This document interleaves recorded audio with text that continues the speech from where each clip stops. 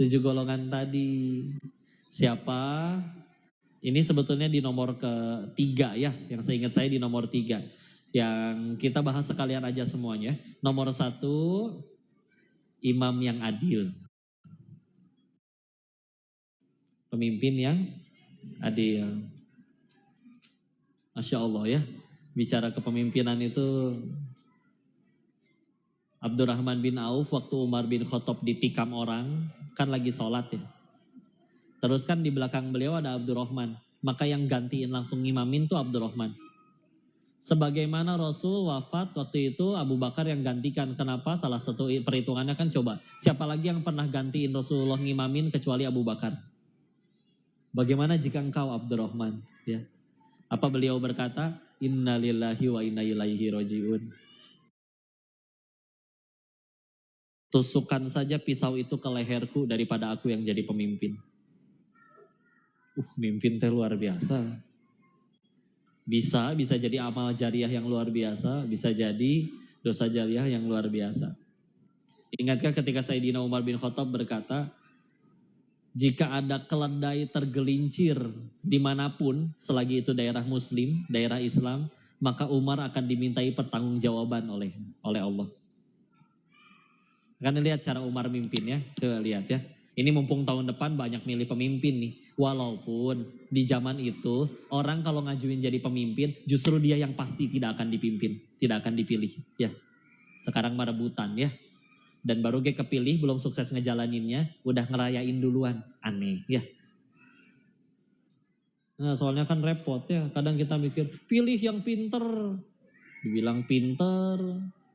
Ngelihat pinternya dari mana? Nilai ujiannya, sekolahnya. Di negeri Konoha dan Wakanda ini mah kunci jawaban bisa dibeli, betul? Gak usah beli kunci jawaban. Ijazahnya aja bisa dibeli, betul? Udah ngecek dia orang pinter, cerdas, tahu dari mana? Tuh nilai dan ijazahnya. Padahal bisa beli, tahu-tahu mimpin jutaan rakyat. Ini dia yang repot. Makanya tujuan pendidikan dalam Islam kan Al-Jumu'ah ayat 2 kan. Huwallazi ba'atsa fil ummiyina rasulam minhum yatlu 'alaihim ayatihi wa yuzakkihim. Menyucikan jiwa. Ya. Dialah Allah yang menurunkan Rasul dari golongan kaum kalian sendiri untuk membacakan ayat-ayatnya dan untuk menyucikan jiwa mereka. Karena kita mah gak pernah kekurangan orang pintar. Ya. Akan selalu ada orang lahir dari sananya langsung pinter, cepat ngapal, gak lupa-lupa. Meskipun dia gak sholat dan bermaksiat, ada. Ya. Nah karena kan tujuan pendidikan dalam Islam bukan bikin pinter. Karena pinter doang jiwanya gak bersih, ya itu dia repot ya. Karena kalau ada maling bodoh, maling nih bodoh, malingnya pengen nangkep ayam, ayamnya gak ketangkep, malingnya yang ketangkep, bodoh soalnya ya. Yang repot kan kalau malingnya pinter kan. Yang nyuri sendirian, yang lapar jutaan rakyatnya. Oh ini yang repot ya. Mudah-mudahan gak ada pemimpin yang kayak gitu ya. Sila. Maka lanjut balik lagi. Bagaimana cara Sayyidina Umar memimpin? Radhiyallahu anhu. Ada 2 kisah ya saya ambil. Pertama ketika ada orang yang ingin beliau angkat jadi calon gubernur. Maka diminta datang ke kediaman beliau. Waktu datang, Sayyidina Umarnya lagi main sama cucunya. Kan segagah-gagahnya orang main sama anak kecil kan lucu-lucuan kan. Cilup. Kurang kompak. Cilup. Terima kasih ya. Terus calon gubernurnya ilfil. Kalau dalam hatinya mah, masa gini Umar yang gagah itu katanya setan papasan gak berani, pengen muter balik. Main sama bocah ya. Ketahuan sama Umar, kelihatan mukanya. Kamu, kenapa mukanya kayak begitu? Kamu gak punya anak cucu apa di rumah? Amirul Mukminin, iya punya anak cucu. Terus, kamu gak pernah main kayak gitu sama anak cucu kamu? Gak pernah sekalipun. Beliau ngerasanya menurunkan izzah dan lain-lain. Maka apa kata Sayyidina Umar? Pulang kamu sana. Gak usah jadi gubernur. Apa kekurangan saya? Kalau kepada darah dagingmu sendiri saja engkau tidak bisa berkasih sayang. bagaimana engkau akan menyayangi umatnya Muhammad sallallahu alaihi wasallam? Pakai cinta, Pak. Pakai ilmu, nggak pakai cinta, nggak pakai kasih sayang. Pernah ngelihat bapak-bapak di Surabaya diem kepanasan di lampu merah. Di belakang ada yang telat ngerem, kesenggol. Bukan badannya, nggak ketabrak, spakbor belakangnya doang. Nggak rusak, nggak apa. Marah, balik badan, ngebalik. Udah mata melotot sambil digebrak ininya spakboran. Innallaha ma'asobirin tahu. Coba, dalilnya bener nggak? Dalilnya bener nggak? Al-Baqarah 153 itu. Sesungguhnya Allah bersama dengan orang-orang yang sabar. Tapi pakai dalil yang benar, nggak ada kasih sayang dalam hati. Berantem tuh Pak di situ. Ya, jadi dasar mimpin kudu cinta sama rakyatnya. Cinta yang asli ya, bukan cinta waktu pas pengen dipilih doang ya. Satu.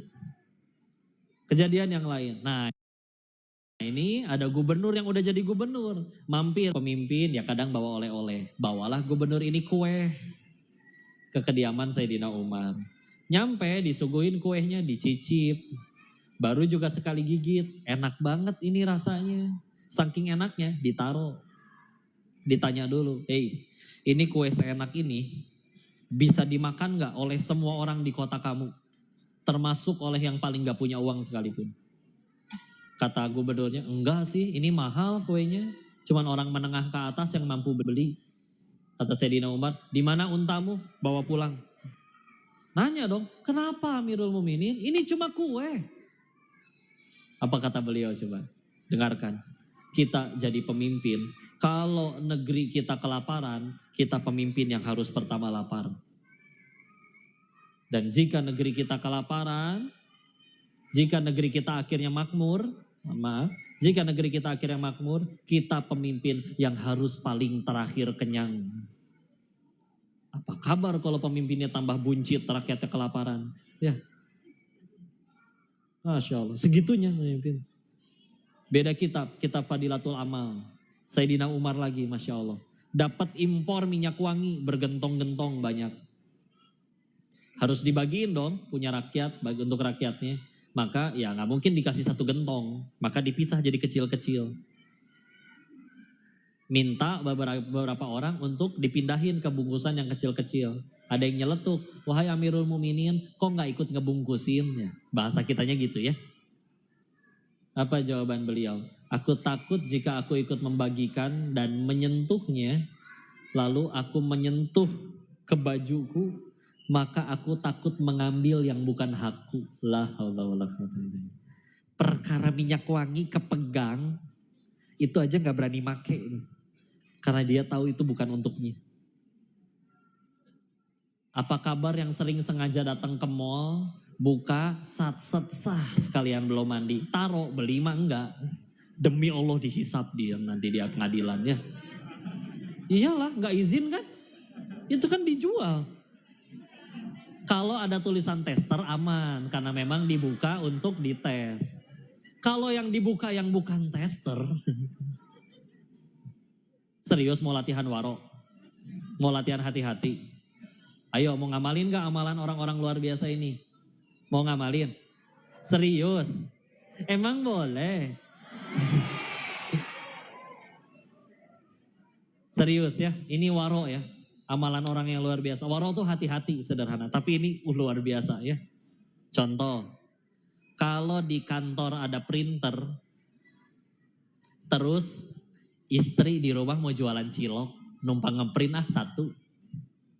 Gak izin ke atasannya. Coba atasan beli printer, kertas dan tintanya untuk tujuan apa? Urusan kantor. Kita pakai buat urusan pribadi. Demi Allah dihisap itu juga.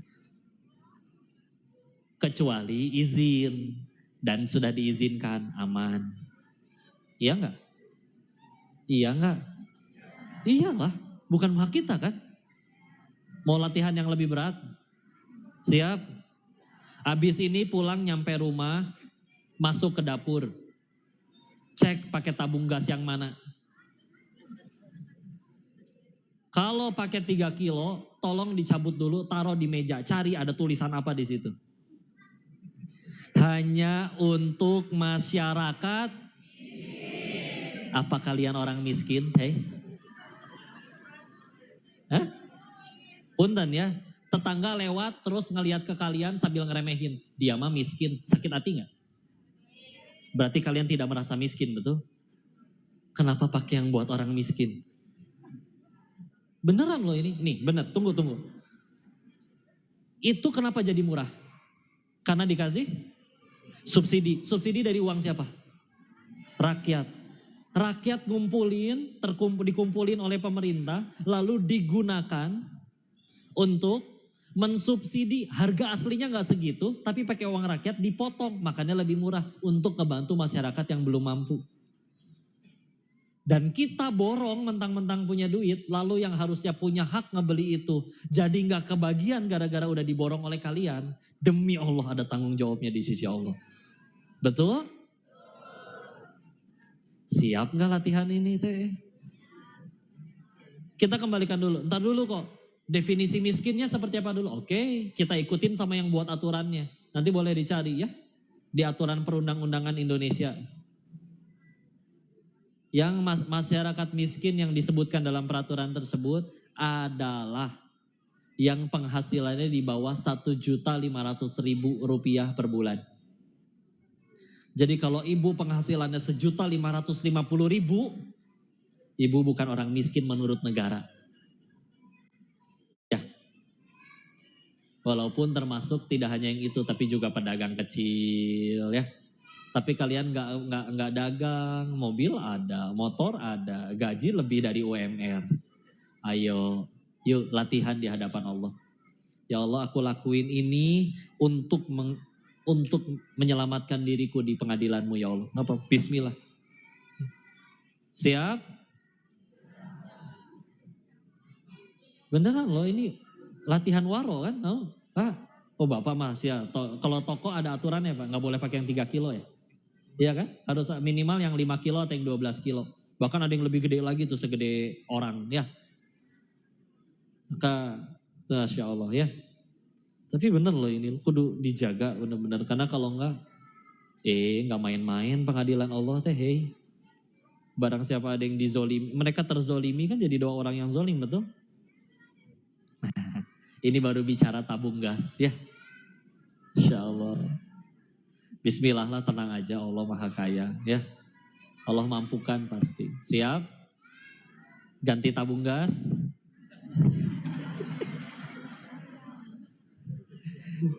Masya Allah, Masya Allah. Apalagi ya, boykot. Ini dia ya. Kita nggak sanggup bantuin mereka ke sana. Mau ke sana juga dikasih senjata, nggak ngerti gimana cara makainya. Oke lah, kita belum bisa apa-apa selain doa. Tapi pengen dong nunjukin keberpihakan kita. Minimal. Akhirnya ada gerakan boykot kan. Untuk gak ngebeli produk-produk yang ngedukung penjajah. Misal. Masa cuman gara-gara, kok skincare aku diboykot. Bagaimana dengan pori-pori wajahku? La haula wala quwata illa billah. Kalian bersimbah minyak wajah, mereka bersimbah darah loh ya. Demi Allah komedo kalian akan bersaksi itu nanti ya.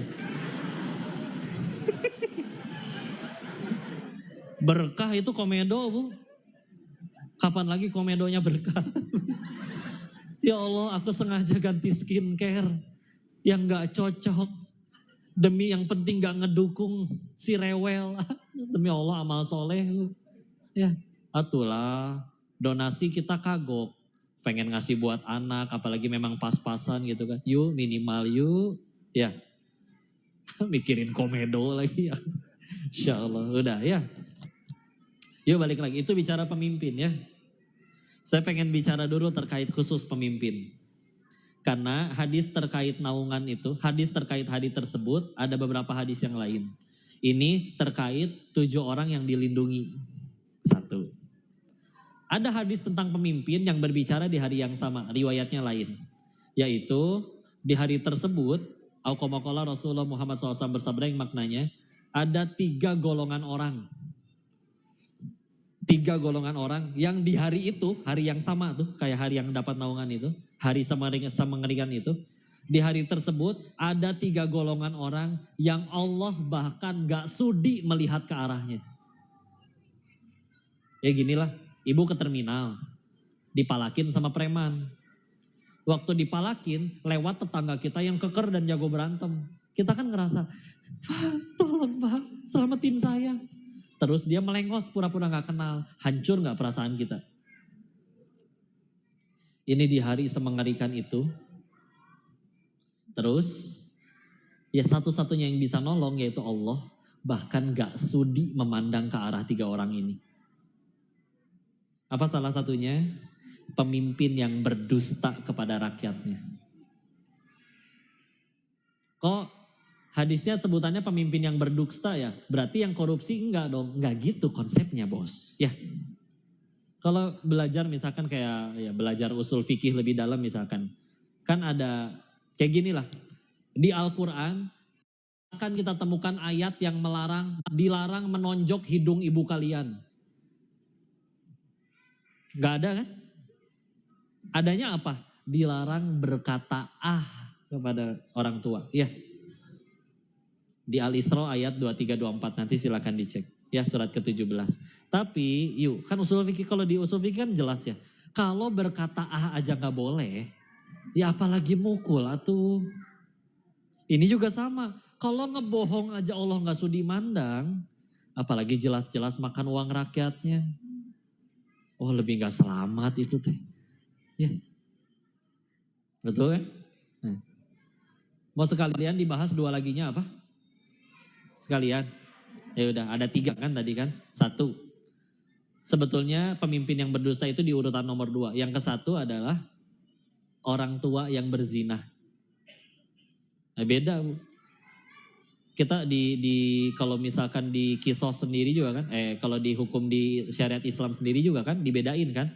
Berzinanya orang yang belum nikah sama yang sudah nikah kan beda hukumannya. Beda hukumannya ya. Kalau yang belum nikah dicambuk, seingat saya ya, nanti tolong dikoreksi. Dicambuk 100 kali lalu diasingkan 1 tahun. Kalau yang sudah menikah hukumnya dirajam. Dirajam itu dikubur, badannya sebagian dikubur, dilemparin pakai batu sampai mati. Benar nggak Bu? Tapi benar, kok Islam sekejam itu? Bukan masalah kejam Bu. Kalau kita nggak ngelakuin zina, nggak akan ada tuh yang dihukum kayak gitu. Dan orang gak akan berani kan. Atau ginilah, punten Bu. Kalau benar-benar kisos dijalanin, nyuri benar-benar potong tangan, punten Bu. Ada gak yang berani nyuri? Kalau iya juga cuman sedikit. Kenapa sih orang berani ngelanggar? Ya atuh udah mah dihukum di negeri Konoha, di penjara abis dihukum bisa jalan-jalan ke Bali nonton tenis. Terus di kamarnya bisa pesan mau ada apa? Kulkas. Mau ada laserdisc, DVD. Nah, untuk bilang. Ya orang mana ngeri, bos. Ya. Jujur. Orang mikir berapa kali buat nyuri kalau dia tahu ketahuan tangannya dipotong saat itu juga. Mikirnya berapa kali coba. Ya gak? Kok sekejam itu? Tapi kalau gak ada yang nyuri ya gak ada yang dipotong. Itu kan kondisional. Ya, itu dia. Ya, itu 1. Orang tua yang berzina, pemimpin yang berdusta pada rakyatnya. Yang ketiga adalah orang miskin yang sombong. Beneran loh. Tenanglah kan kalian tidak miskin, tidak perlu tersinggung ya. Atau sedang pura-pura miskin. Enggak, dulu saya juga mikir, saya nanya kan. Dulu orang miskin sombong itu kayak gimana? Misalkan kalau orang kaya sombong kan jelas ya. Mobil kamu jelek, bagusan aku. Itu kan gitu ya. Saya kalau miskin gimana? Kamu mah kaya, gue dong miskin. Nih gue lapar. Masa kenyang? Miskin dong lapar. Masa gitu? Enggak kan? Lalu ternyata saya dapat jawabannya. Orang miskin yang sombong itu termasuk salah satunya adalah sudah tahu rezeki itu dari Allah. Sudah tahu yang bisa nyelamatin dan mengubah hidupnya itu Allah. Udah gitu masih gak mau datengin Allah. Ke masjid gak mau, sholat masih gak mau. Lapar tiap hari. punten kadang ngemis di jalan. Tapi sholat masih gak mau. Udah jelas-jelas tahu Allah Maha Kaya, masih gak mau. Apalagi yang menghalangi dia selain kesombongan. Berat bu, asli ya. Ada yang ulang tahun? Oh emang kayak gitu ya. Oh bosar. Bosar sekali ya. Minum dulu ya sebentar. Kalau udah umur segini itu Masya Allah.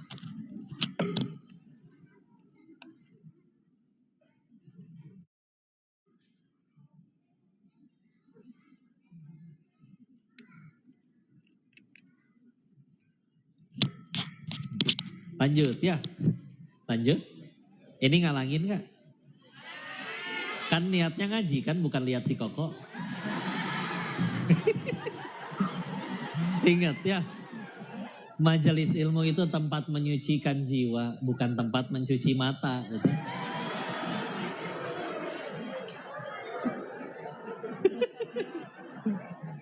Ayo, luruskan niat. Ya. Lanjut.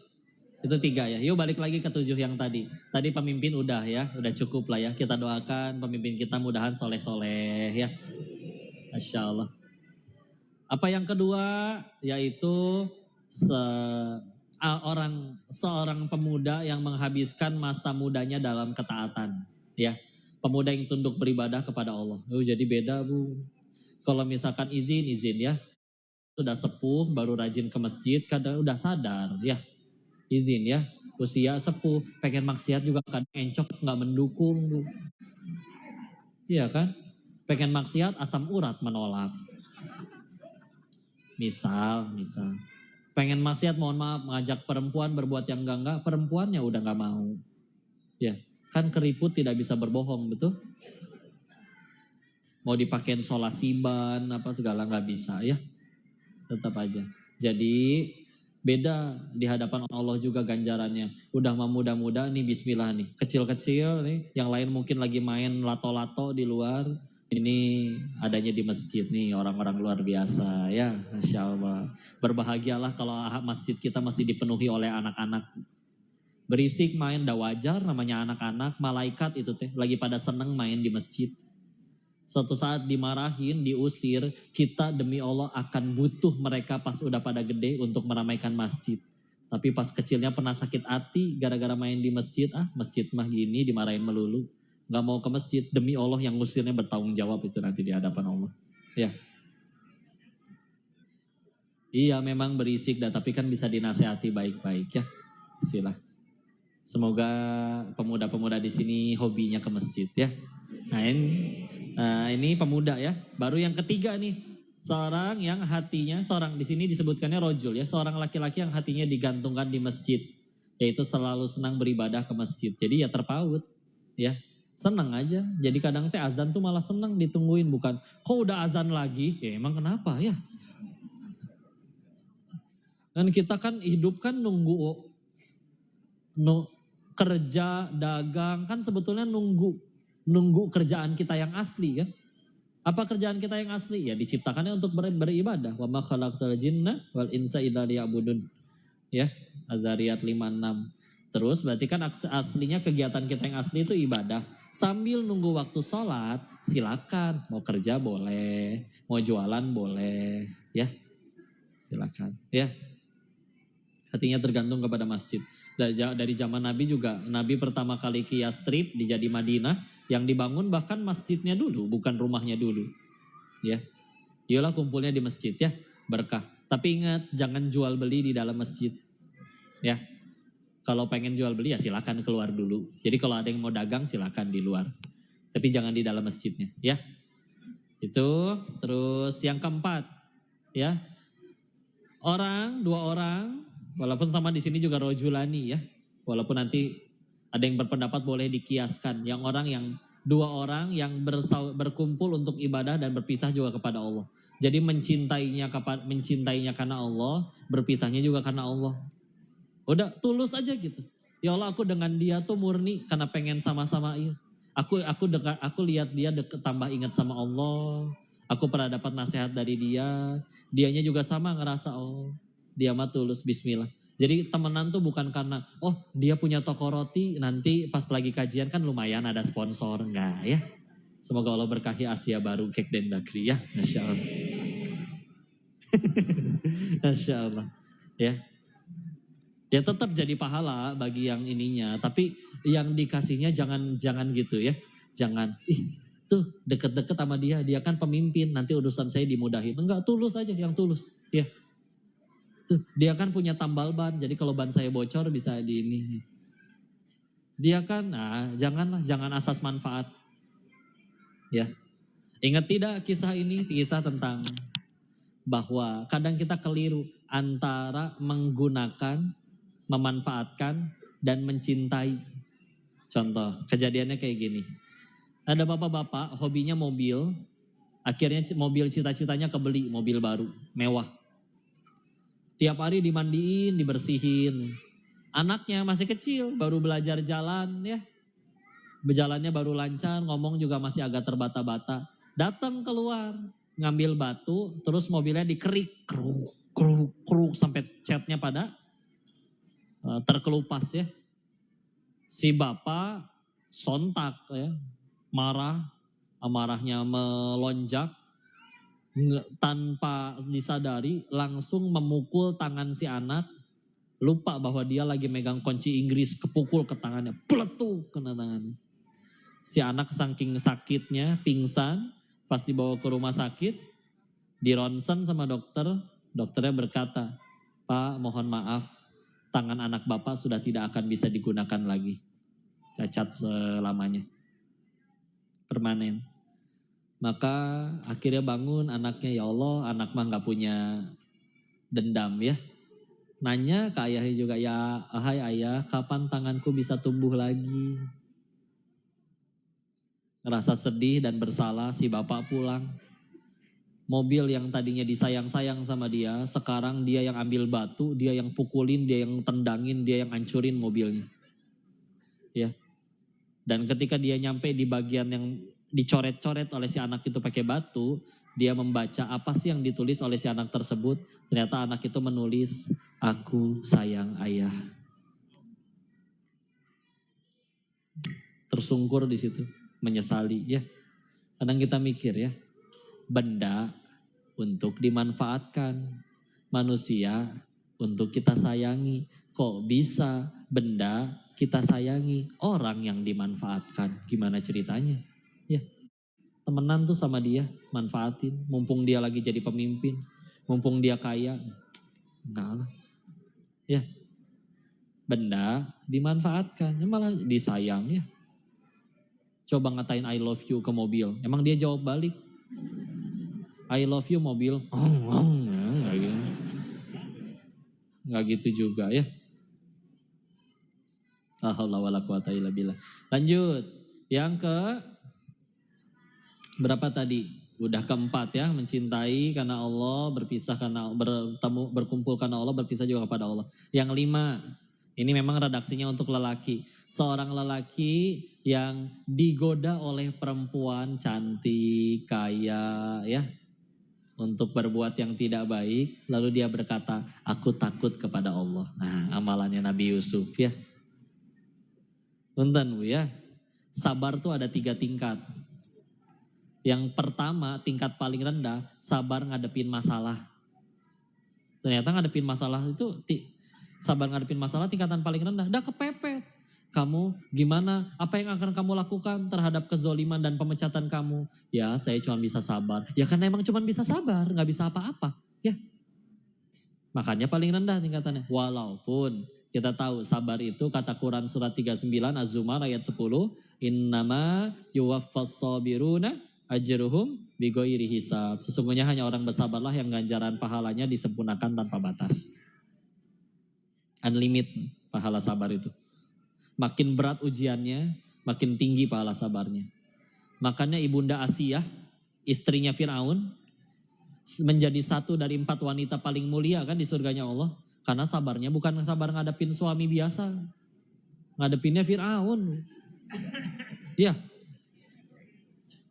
Cobalah kalau cuman sekedar naruh anduk di kasur, naruh gunting gak ditaruh tempatnya lagi, ngambil baju atasnya gak diangkat dulu jadi berantakan, ya. Habis nyalain lampu gak dimatiin lagi, udahlah investasi itu. Kenapa beliau yang naik angkat, padahal ada kan wanita lain? Empat wanita yang paling tinggi tersebut kan di surga, Ibunda Khadijah, Ibunda Fatimah, Maryam, sama Asiyah. Loh kemana Aisyah dan Ummu Salamah dan orang soleh lainnya? Ya, kenapa 4 ini? Kenapa Asiyah bisa masuk tadi? Sabarnya ngadepin sedurhaka-durhakanya orang. Nah, kalau di sini ada istri yang berkata, kok suami saya lebih parah dari Firaun? Bohong ibu, demi Allah. Kalau suami ibu lebih parah dari Firaun, nama suami ibu yang ditulis di Al-Quran. Iya kan? Karena gak ada yang lebih parah, karena dia yang paling parah, dia yang ditulis. Ya, gitu aja. Sabar. So bisa jadi gara-gara suami ibu kayak gitu, ibu lebih terjamin surganya. Kok tapi dia selingkuh? Gara-gara diselingkuhi ibu jadi rajin tahajud, ikut taklim, pakaian syar'i, mulai baca Quran sampai hafal, sampai mengajarkannya. Bisa jadi gara-gara itu lebih terjamin surganya daripada yang suaminya setia. Meskipun yang suaminya setia gak usah nanya ke suami, bapak kapan selingkuh pak? Gak gitu konsepnya bos ya. Kan penggugur dosa tiap orang beda-beda ya. Ya, itu dia ya. Nah, ini amalan luar biasa. Tadi ngadepin kesabaran ya. Yang kedua adalah bersabar dalam melakukan ketaatan. Ya. So, Ramadan kan bentar lagi, jujur. Pilih taraweh yang bacaannya panjang-panjang atau yang pendek-pendek terus cepet. Ya. Oh, untuk tetap bersabar dalam ketaatan, oh itu, ya.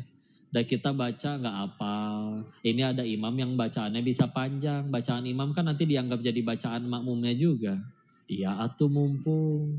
Ya, ya itulah tapi ya sabar dalam ketaatan itu juga tinggi tingkat pahalanya. Ya. Yang ketiga ini yang paling tinggi yaitu bersabar untuk tidak bermaksiat padahal bisa untuk maksiat. Ya inilah Nabi Yusuf makanya derajatnya tinggi di sisi Allah ya. Karena Nabi Yusuf itu yang mau perempuannya. Nah, bahkan kan bahasanya wahammat bihi wahamma biha. Jadi sebetulnya dua-duanya saling mau satu sama lain. Secara matanya Nabi Yusuf ini perempuan memang cantik luar biasa. Sama-sama menurut beliau satu sama lain. Ya Allah ini cowok ganteng banget. Kata beliau juga ya Allah ini perempuan cantik banget. Sama-sama mau. Tapi berkata tapi aku takut sama Allah. Ya. Coba beliau mendapat fitnah dari keluarganya diuji ini itu, cuman jatuh ke dalam sumur. Begitu menghadapi fitnah wanita, masuknya ke dalam penjara tuh. Ada kan? Kadang ada ya orang baca surat Yusuf biar banyak ditaksir perempuan, jadi sering kesurupan, ya wajar. Karena surat Yusuf itu fungsinya untuk mencegah dari fitnah wanita. Dia baca surat Yusuf biar supaya dapat cewek. Bisa diajak maksiat, ya, ada aja ya. Kadang ada ya, kalau kita ketemu guru-guru yang bisa ruqyah syariah ada aja. Ada yang sering kesurupan gara-gara sering baca Al-Jabbar ya Jabbar ya. Yang gitu-gitu, sampai 44.000 kali. Begitu kesurupan, ditanya, kenapa kamu masuk? Saya dipanggil. Nama kamu siapa? Jabbar.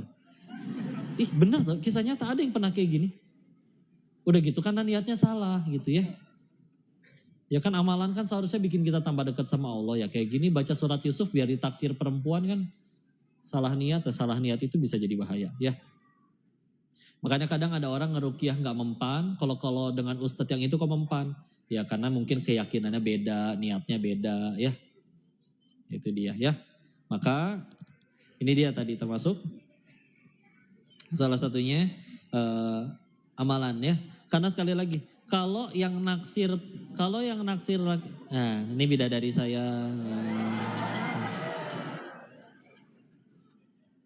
terlalu jauh sayang.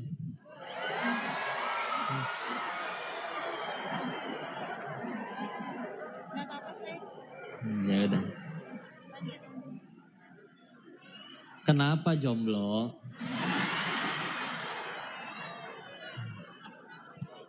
Tenang ya. Lanjut gak ngajinya? Ya, mau minum gak saya?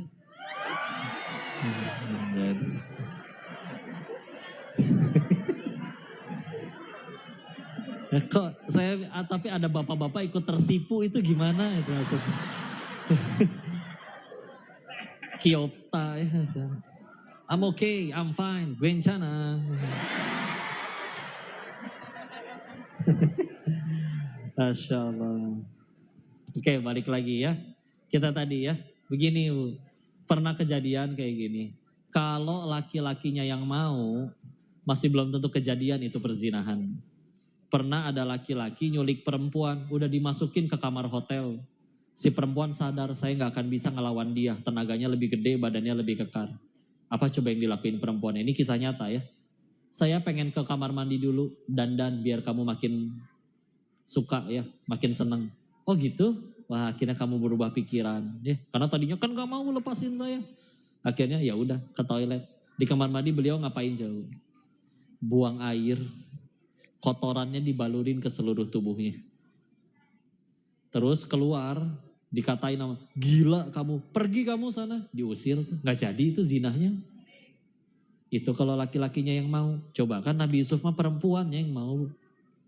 Perempuannya yang naksir, yang ngunciin, yang gak mau bilang ke siapa-siapa. Coba Bu, kan kalau kata orang mah kan mubazir itu.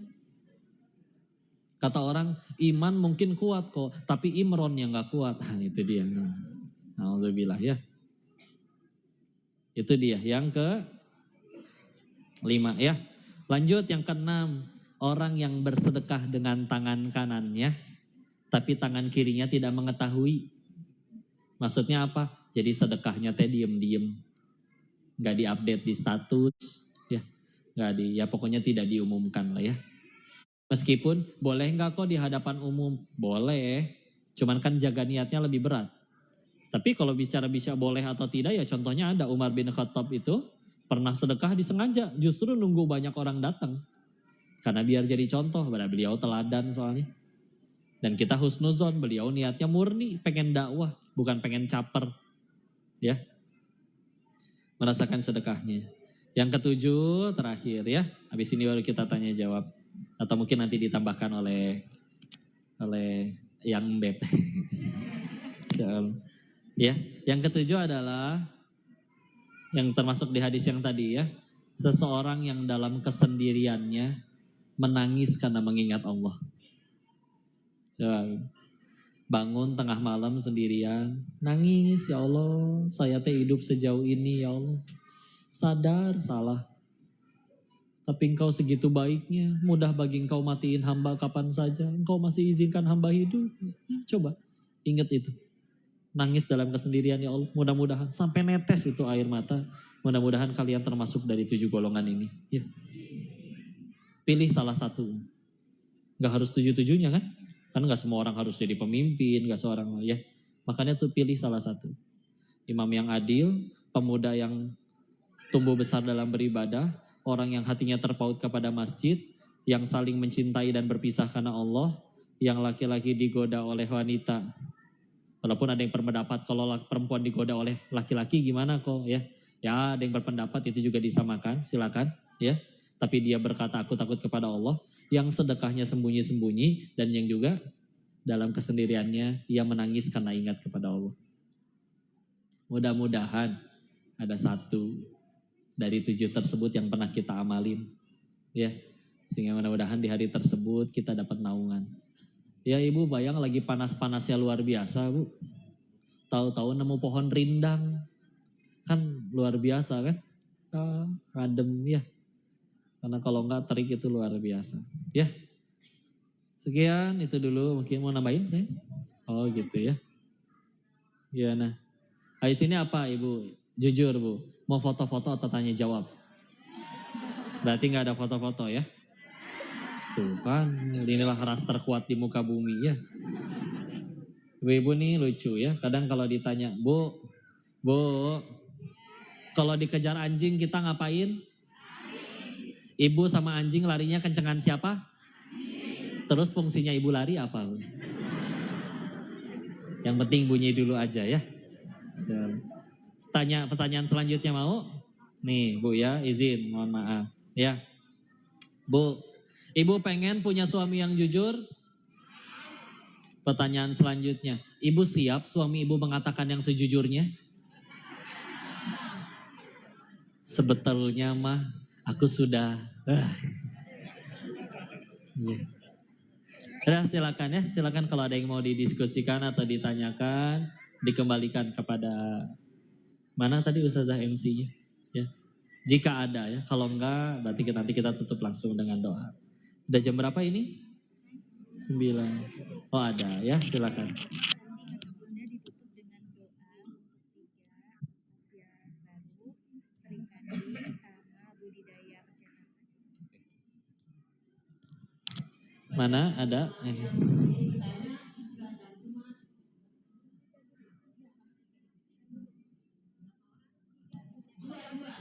Satu. Yang lain WA aja WA. Besok ada kajian lagi pagi. Ya. Ya. Ya ada. Itu tuh satu tuh. Yang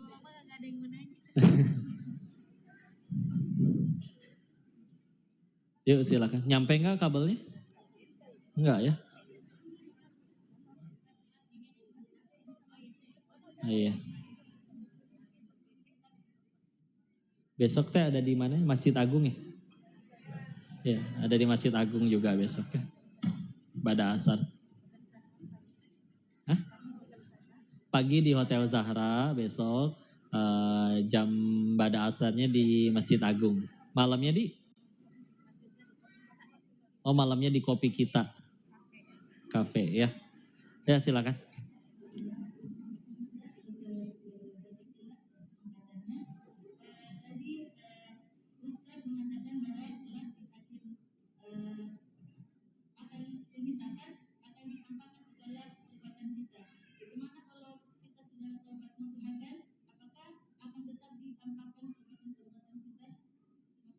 Baik, bismillah. Ya, wallahu a'lam bishawab. Bismillah. Terima kasih Ustazah. Ya tadi ya dari surat 64 atau Gobun terkait hari ditampakkan segala dosa. Gimana kok kalau kita udah tobat? Ya, itu dia. Kalau tobatnya tobat yang afuun, mudah bagi Allah untuk ya udah tidak ditampakkan karena dianggap oleh Allah tidak pernah melakukan dosa itu sama sekali. Kalaupun ternyata sudah tobat dan sudah diampuni, ya, maka kan juga bisa Allah tunjukkan. Kan ketika bicara tentang hari tersebut kan amalan juga dihisap itu ketahuan nanti semuanya, ya, kebaikannya seperti apa dan juga keburukannya seperti apa. Kalaupun hari itu, walaupun ini pendapat ya, pendapat dari guru kami menyebutkan, kalaupun ternyata sudah ditampakkan, tapi memang dia sudah bertobat dan tobat nasuha, juga mudah untuk Allah tampakkan bahwa, oh tapi hamba ini telah bertobat. Sehingga kayak tadi kan, kita pernah ngelihat orang salah, tapi kita benar-benar ngelihat dia udah benar-benar berubah setelah tobat nasuha. Perasaan kita bisa tetap sayang kepada mereka kan, nggak benci lagi, nggak kecewa lagi dan lain-lain ya. Sehingga yang paling penting ya itu adalah, yang penting kita harus berusaha mendapatkan ampunan tersebut. Gimana kok kalau ampunan kita malas istighfar? Tenang, kadang Allah kasih fasilitas. Apa? Masalah. Ada masalah di tempat kerja, ada orang yang fitnah, ada kesulitan ekonomi, apapun itu. Terserah Allah. Semuanya gak ada yang rugi. Ujung-ujungnya cuma 2. Kalau gak gugurin dosa, meninggikan derajat. Kepahitan itu cuma 2. Ya, semoga, dan termasuk kayak gini ya, majelis ilmu. Kan nanti juga ada yaumul mizan, timbangan. Ditimbang buruknya, ditimbang baiknya. Ini kayak gini, di malam Ahad orang bisa milih mau pergi kemana. Kalian malam ini datang ke sini, belain ongkosnya, ada yang jalan kaki, lelahnya, energinya, waktunya, gak akan Allah sia-siakan. Itu juga jadi amal soleh. Ya, asal tadi ya, niatnya beneran ngaji, bukan pengen selfie yang sama yang lagi ngaji. Nah itu nanti beda ya. Wallahu a'lam bishawab. Kalau udah bisa menjawab pertanyaannya, cukup?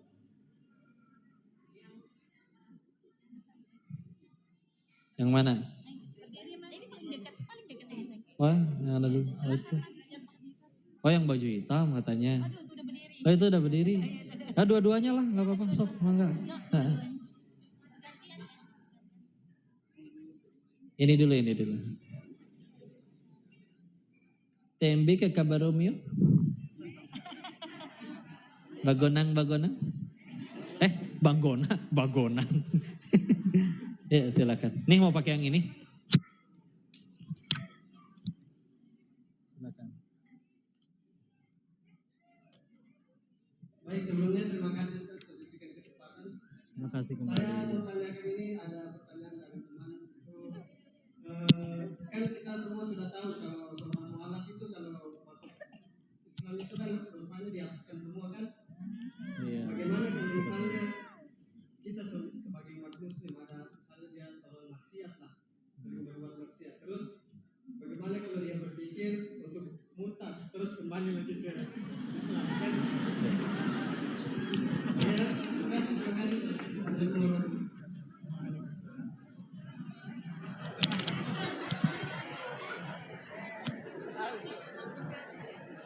Bu, ada yang jadi kepikiran gitu nggak Bu?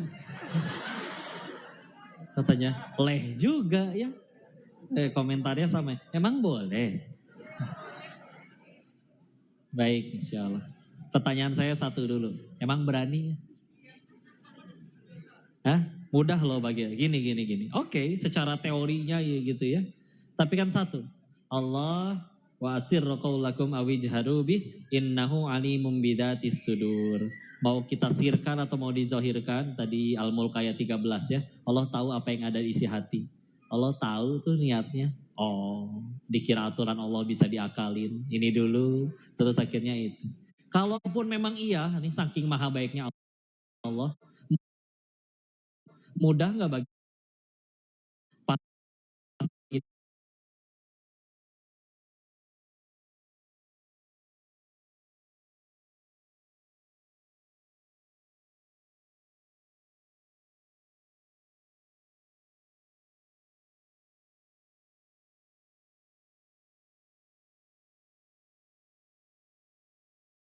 Allah pasti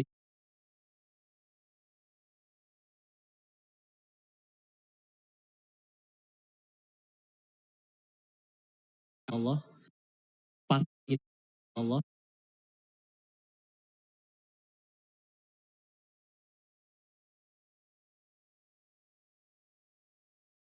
ya Allah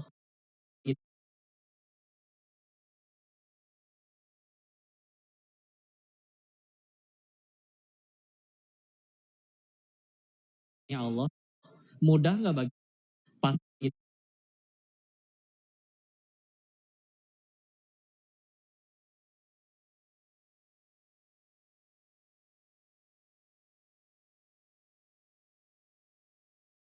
ya Allah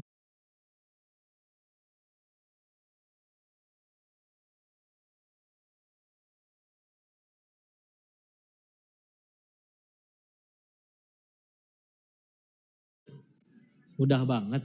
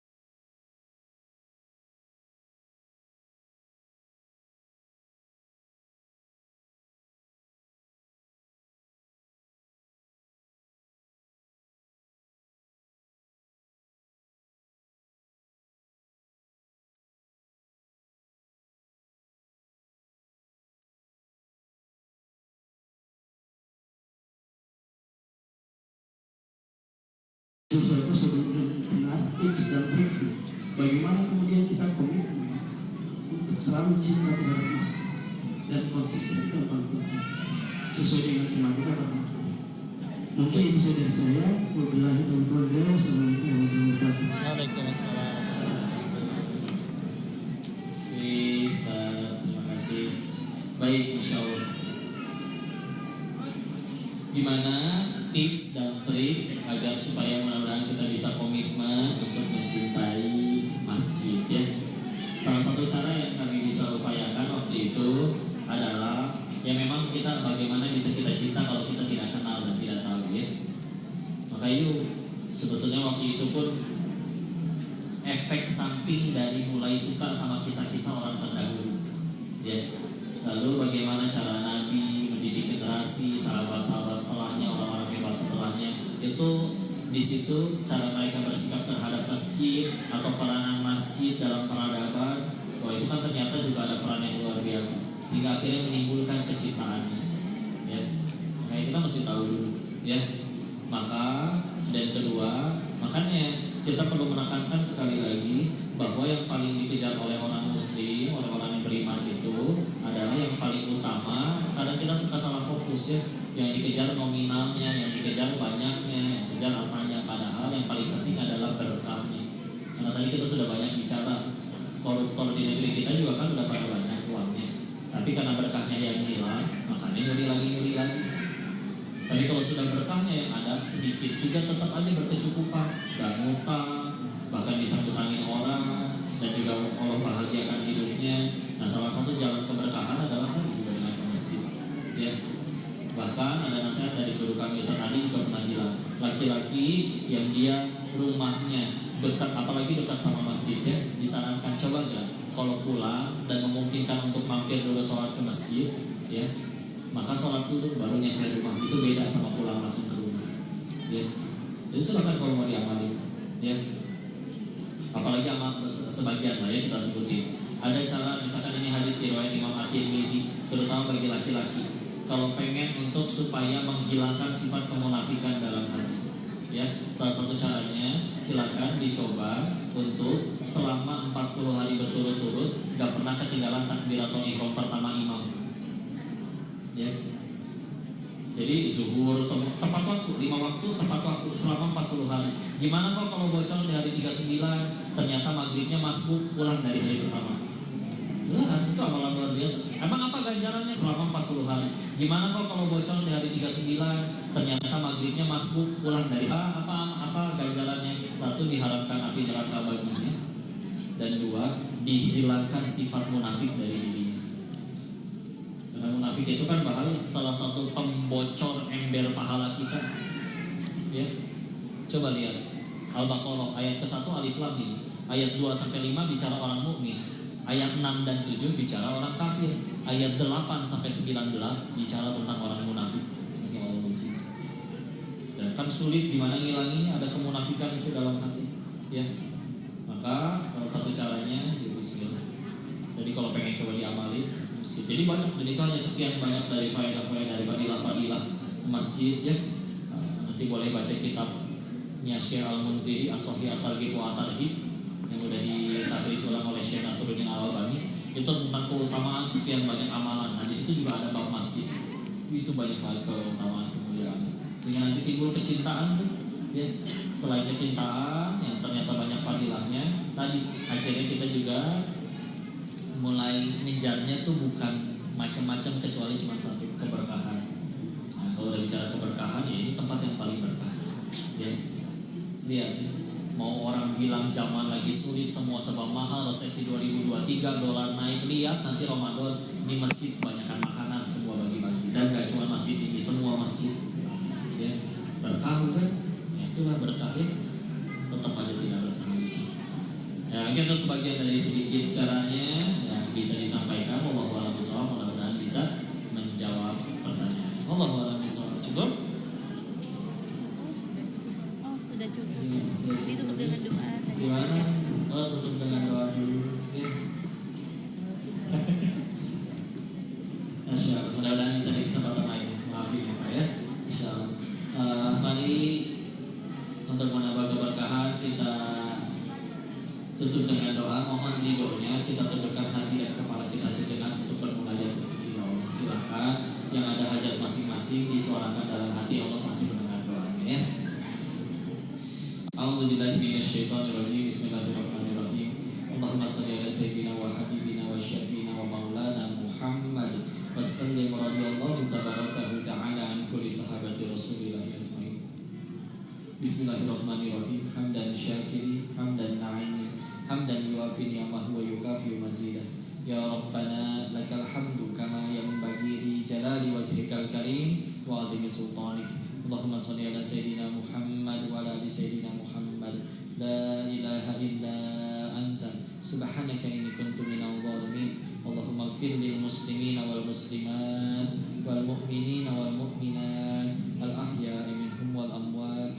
Allahumma ighfir lana wa li walidina warhamhum kama rabbawna shighara. Ya muqallibal qulub tsabbit qulubana ala dinik. Allahumma a'inna ala dzikrika wa syukrika wa husni ibadatik. Ya Allah, berkahi majelis ini ya Allah. Ya Allah, berkahi siapapun yang sudah hadir di masjid ini ya Allah. Jadikan kami pulang dalam keadaan dosa-dosa kami sudah Kau ampuni ya Allah. Ya Allah, Kau yang izinkan kami bisa melangkahkan kaki dengan ringan kemari ya Allah. Maka terimalah amal soleh kami ya Allah. Ya Allah, sungguh kami merugi jika sudah lelah-lelah beramal tapi tidak Kau terima ya Allah. Maka bantu luruskan niat kami, bantu jaga hati kami, dan jangan biarkan kami tergelincir kepada amalan yang sia-sia ya Allah. Ya Allah, Kau juga kumpulkan kami di sini, izinkan kami memohon kepadamu ya Allah. Selamatkan saudara-saudara kami di Palestina ya Allah. Menangkan mereka dari kezaliman penjajah Zionis Israel laknatullah ya Allah. Hancurkan musuh-musuh Islam yang menistakan agama kami dan membunuh saudara-saudara kami ya Allah. Dan siapapun yang Kau tentukan harus wafat di sana, jadikan mereka seluruhnya syahid dan husnul khatimah ya Allah. Ya Allah, kami sungguh iri dengan keimanan mereka ya Allah. Di saat kami seringkali gelisah hanya perkara rupiah, mereka sedang bersimbah darah hanya untuk menggapai jannah ya Allah. Ya Allah, kami yakin Islam akan Kau menangkan. Maka izinkan kami terus berada di pihak yang Kau ridhoi ya Allah. Jauhkanlah kami dari hal-hal yang membuat kami jauh dari ridho-Mu ya Allah. Dan selalu gagalkan setiap kali kami akan bermaksiat ya Allah. Ya Allah, kami mohon untuk muliakan kedua orang tua kami, angkat tinggi derajat mereka, terima amal solihnya, ampuni dosa-dosanya, izinkan kami bisa menjadi pahala jariah bagi mereka semua ya Allah. Dan ya Allah, anugerahkan kepada kami pasangan yang solih solihah, yang hafidh hafidhah. Anugerahkan kepada kami keturunan yang solih solihah. Rabbi habli minas solihin, Rabbi habli minas solihin, Rabbi habli minas solihin, Rabbi habli min ladunka dzurriyyatan thayyibatan innaka sami'ud du'a. Rabbi la tadharni farda wa anta khairul warithin. Rabbi ij'alni muqimas shalah wa min dzurriyyati rabbana wa taqabbal du'a. Allahumma inna nas'aluka ridhaka wal jannah wa na'udzubika min sakhatika wan nar. Allahumma inna nas'aluka husnul khatimah wa na'udzubika min su'il khatimah. Rabbana atina fid dunya hasanah wa fil akhirati hasanah wa qina adzaban nar. Subhana rabbika rabbil izzati amma yasifun. Wassalamun ala mursalin walhamdulillahi rabbil alamin. Saya yang dirahmati Allah, saya mohon maaf lahir batin atas segala kesalahan dan kekurangan. Dan jangan lupa ya, kita bersyukur dan berterima kasih, dan mari kita doakan keberkahan bagi sponsor acara ini, terutama ini ya, Asia Baru Cake dan Bakery, dan juga Rumah Makan Sri Kandi, dan juga Satu lagi apa tadi Bu? percetakan budidaya berkah ya. Ini mereka gak cuma ada usaha tempat makan, tapi di tempatnya ada rumah tahfiznya juga, menghasilkan para penghafal Al-Quran, dan menjadi wasilah diadakan kita bisa ngaji bareng di sini. Semoga Allah berkahi mereka semua. Kita ngaji lagi bareng besok. Sementara kita tutup dulu dengan kalimat hamdalah. Alhamdulillahirabbil alamin. Istighfar 3 kali. Astagfirullahaladzim, astagfirullahaladzim, astagfirullahaladzim. Doa kafaratul majlis. Subhanaka Allahumma wa bihamdika asyhadu an la ilaha illa anta astaghfiruka wa atubu ilaik. Saya mohon maaf atas segala kesalahan dari diri ini. Tolong dimaafkan dan dikurangi, dinasihati jika ada kebaikan dari Allah, dan kita bersyukur kepadanya. Wabillahi taufiq wal hidayah. Assalamualaikum warahmatullahi wabarakatuh. Sedikit tadi saya bersama Ibu ini Wabillahi taufiq wal hidayah. Assalamualaikum warahmatullahi wabarakatuh. Terima kasih banyak yang sudah ikut menyimak. Kita tutup dengan doa kafaratul majelis. Subhanakallahumma wa bihamdika asyhadu an la ilaha illa anta astaghfiruka wa atubu ilaik. Kita ketemu lagi kajian besok bersama Yunda dan Koko. Terima kasih banyak. Assalamualaikum warahmatullahi wabarakatuh.